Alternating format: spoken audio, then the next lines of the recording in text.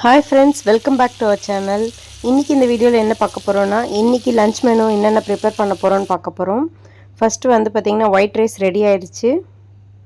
அதுக்கு அப்புறம் குழம்பு வந்து ரெடி பண்ணியாச்சு. குழம்பு கொதிச்சிட்டு இருக்கு. குழம்பு நல்லா கொதிச்ச பிறகு நம்ம வந்து மீன் போட்டுறலாம். ரொம்ப நாளுக்கு அப்புறம் வந்து புரட்டாசி சஷ்டி இதெல்லாம் இருக்கவே பசங்க ரொம்ப நாளா நான்வெஜ் சாப்பிடல. அதனால இன்னைக்கு லஞ்ச் ப்ரிப்பேர் பண்ணி சூடா எடுத்துட்டு போய் ஸ்கூல்ல கொடுக்க போறோம். இப்போ ஆல்மோஸ்ட் 11 o'clock ஆயிடுச்சு. 11:45 குள்ள நம்ம வர்க் எல்லாம் முடிச்சிட்டு நம்ம ஸ்கூலுக்கு கொண்டு போயிடணும். இப்போ குழம்பு நல்லா கொதிச்சிடுச்சு. இதுல மீன் போட்டுடலாம். மீனெல்லாம் போட்டு நல்லா ஒரு 5 minutes நல்லா குழம்பு கொதிச்சிடுச்சு.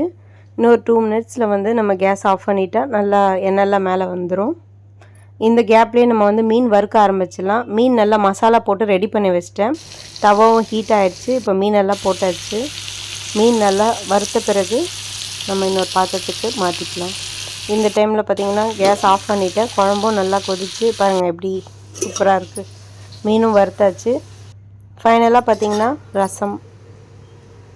இப்போ வாங்க நம்ம ஸ்பீடாக சாப்பாடை கட்டி குழந்தைங்களுக்கு எடுத்துகிட்டு போய் ஸ்கூலில் சேர்த்துடலாம். ஃபஸ்ட்டு ஒயிட் ரைஸ் எடுத்து போட்டுக்கிறேன். கொஞ்சம் ஆற வச்சுட்டு கட்டினா நல்லாயிருக்கும்.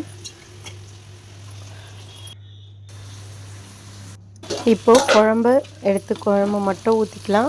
குழம்பு மீன் பசங்க சாப்பிட மாட்டாங்க. அவங்களுக்கு ஃபிஷ் ஃப்ரை மட்டும் வச்சுக்கலாம். குழம்பு மட்டும் எடுத்து ஊற்றி நம்ம வந்து சாதம் கலரி எடுத்துகிட்டு போயிடலாம்.